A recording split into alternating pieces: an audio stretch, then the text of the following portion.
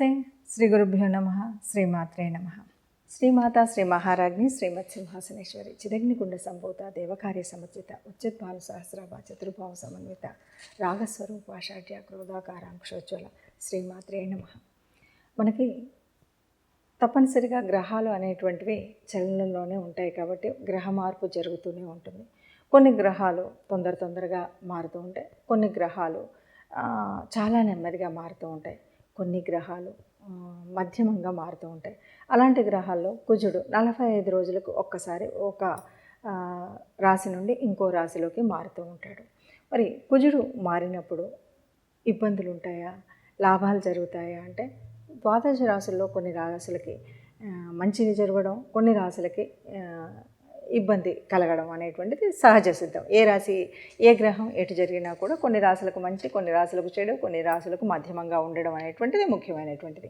ఆ రకంగా చూస్తే మరి ముందుగా కుజుడు సంచారం వల్ల మరి ఏ రాశులు లబ్ధి పొందుతాయి ఏంటి అన్నది పక్కన పెడితే అసలు కుజుడి లక్షణాలు కనుక చేసుకుంటే కుజుడికి కోపం, గొడవ, ఒక రకమైనటువంటి వీరత్వం, సైన్యాధిపతి అంటూ ఉంటాం సహజంగానే.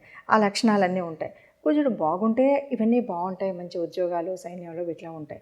అలా కాకుండా ఉంటే కొన్ని యాక్సిడెంట్స్ ఇలాంటివన్నీ జరిగేటువంటి పరిస్థితి ఉంటుంది. అయితే వీటిని ఈ దృష్టిలో కనుక చూసినట్టయితే మరి కుజుడు బాగా లేకుండా ఉండేటట్టు, అంటే మనం చాలా వరకు కుజుడు అనగానే మనం ఎంతసేపు కుజదోషం ఇక్కడి వరకే చూస్తూ ఉంటాం. కుజదోషం వేరు, అది ఉన్నటువంటి గ్రహాల స్థితిని బట్టి. అలా కాకుండా కుజుడు ఈ సంచారం మూలంగా ఒక్కొక్క రాశిలోకి వెళుతూ ఉన్నప్పుడు జరిగేటువంటి పరిస్థితి. అలా చూస్తే కనుక మకర రాశిలో నుండి మళ్ళీ ఆయన ఇంకో రాశిలోకి, కుంభరాశిలోకి వెళ్ళాలి అంటే 45 రోజులు ఇక్కడ ఉంటాడు. ఈ 45 రోజుల కాలంలో మిగతా గ్రహాల వారికి, మిగతా రాశుల వారికి ఎలా ఉంటుంది అన్నది మనం చెప్పుకునేటువంటి ప్రయత్నం చేద్దాం. అయితే ఒకటి, కుజుడు బాగున్నప్పుడు భూముల విషయంలో వీటిలో బాగా కలిసి వస్తుంది అంటారు. రియల్ ఎస్టేట్ విషయాల్లో బాగా వస్తుంది. ఒకవేళ యోగించకపోతే, ఒకవేళ బాగా లేకపోతే వీటి వల్ల నష్టం వస్తుంది.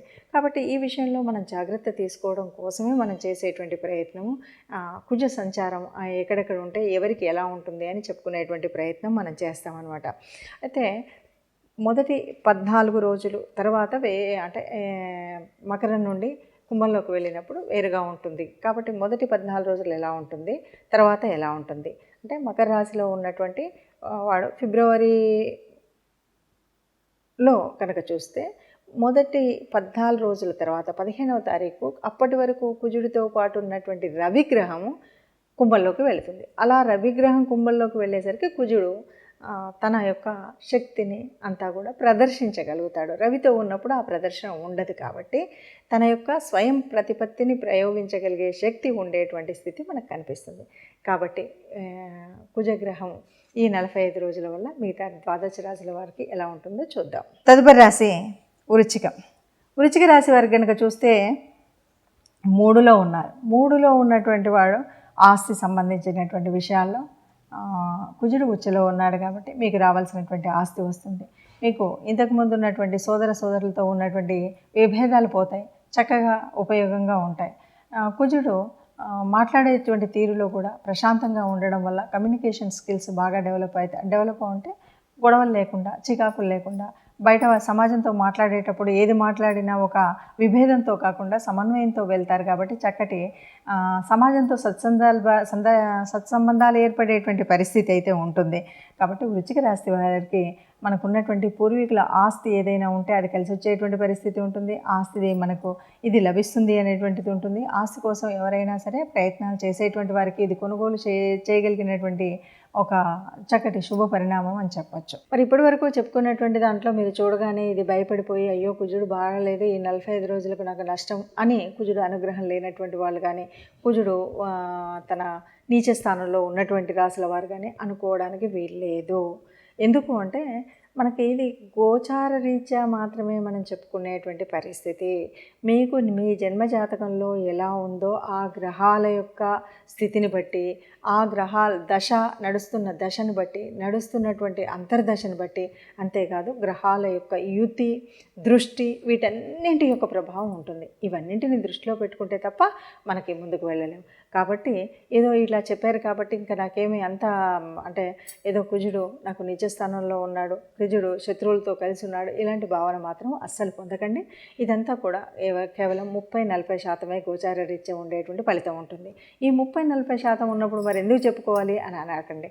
ఎందుకు చెప్పుకోవాలంటే ఈ 30-40% అయినప్పటికీ కూడా మనకు ఈ నెల రోజులు ఆ ఇబ్బంది కూడా ఉండకుండా ఉండాలంటే రాబోయేటువంటి ప్రమాదం ఏంటి, రాబోయేటువంటి లాభం ఏంటి, రాబోయేటువంటి స్థితి ఏంటి, రాబోయేటువంటి ఈ స్థితిగతులను తెలుసుకొని దానికి కావాల్సినటువంటి దేవతా ఆరాధన కానీ, గ్రహ అనుకూలతకు చేయవలసినటువంటి పనులు కానీ, పూజలు కానీ చేసుకుంటూ, లేదు కోపాన్ని కాస్త నివారించుకోవడం, లేదు ప్రయాణం చేసేటప్పుడు కాస్త తగు జాగ్రత్తల్లో వెళ్ళడం, ఇలాంటివన్నీ నిర్ణయాలు తీసుకుంటాం. కాబట్టి ఈ నిర్ణయాల కోసమే మనం ముందు జాగ్రత్తగా ఈ విషయాలు చెప్పుకుంటూ ఉంటాము.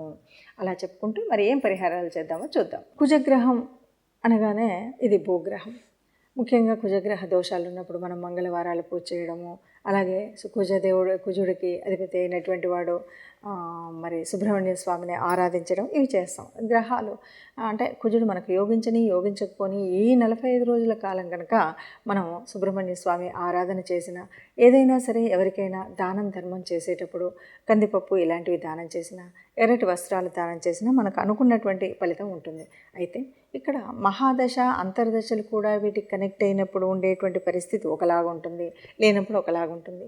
అలాగే ఇప్పుడు మనం చెప్తున్నటువంటి దానికి త్రికోణాధిపత్యం ఏదైనా వచ్చినట్టయితే వేరేలాగా ఉంటుంది. అంటే 159 లాట్స్లో కనుక కుజుడు ఉన్నప్పుడు మంచి చేస్తాడు. ఆ మంచి చేసేటువంటి పరిస్థితి వేరేలాగా ఉంటుంది. ఈ మంచి చేసినప్పుడు కుజుడు అనగానే భూమికి సంబంధించినటువంటి వాడు, మంచి అంటే ఏదైనా డిసిప్లిన్కి సంబంధించినటువంటి కొన్ని ఉద్యోగాలు ఉంటాయి, అంటే రక్షణ విభాగానికి సంబంధించినటువంటి ఇటువంటి వాటిలో ఉన్నటువంటి వాటిలో ఎప్పటికే ఉన్నట్టయితే మంచి ఉపయోగాలు ఉంటాయి, మంచి వృద్ధి ఉంటుంది. అలా కాకుండా ఇప్పుడే తెచ్చుకోవాలి అన్నటువంటి వాళ్ళకి ప్రయత్నాన్ని చేస్తే కనుక మంచి ఫలితం ఉంటుంది. అలాగే భూముల వల్ల, రియల్ ఎస్టేట్ వల్ల మంచిగా కలిసి వచ్చేటువంటి పరిస్థితి ఉంటుంది. అలా కాకుండా ఉన్నట్టయితే కొద్దిగా గొడవలు, కోళ్ళు, చిన్న పని చేసినా కూడా ఏదో ఒక దెబ్బ తగిలించుకోవడం ఇలాంటివి కూడా ఉంటాయి. కాబట్టి ఇక్కడ మనం చేయవలసినటువంటిది ఏమిటి అంటే, ఇప్పటి వరకు విన్నటువంటి దాని మూలంగా మనకు అనుకూలించేటువంటి గ్రహం అయినా కాకుండా తప్పనిసరిగా గ్రహ అనుగ్రహం పొందాలి. కాబట్టి కుజ ఆరాధన ప్రతి మంగళవారం తప్పనిసరిగా సుబ్రహ్మణ్య స్వామిని ఆరాధించడం, అలాగే మనకు తోచినంత వీలైనంత ఏదైనా పేదవాళ్ళకి దానం చేయడం అనేటువంటిది, ముఖ్యంగా కందిపంపుకు సంబంధించినటువంటిది. అది కాదు, ఇదేది కాలేదు అంటే కనీసం మనం గోశాలకు వెళ్ళి గోశాలలో గోమాతకి గోగ్రాసం ఇవ్వడం లాంటివి చేసినట్టయితే మనకు ఈ గ్రహం వల్ల వచ్చేటువంటి అననుకూలత ఏదైనా ఉంటే పోతుంది. శుభంగా అనుకూలత వల్ల వచ్చేటువంటి శుభ ఫలితాలు మాత్రమే వస్తాయి. ఇది దృష్టిలో పెట్టుకొని అందరం కూడా ఈ కుజ అనుగ్రహం పొందడం కోసం ప్రయత్నం చేద్దాం. నమస్తే.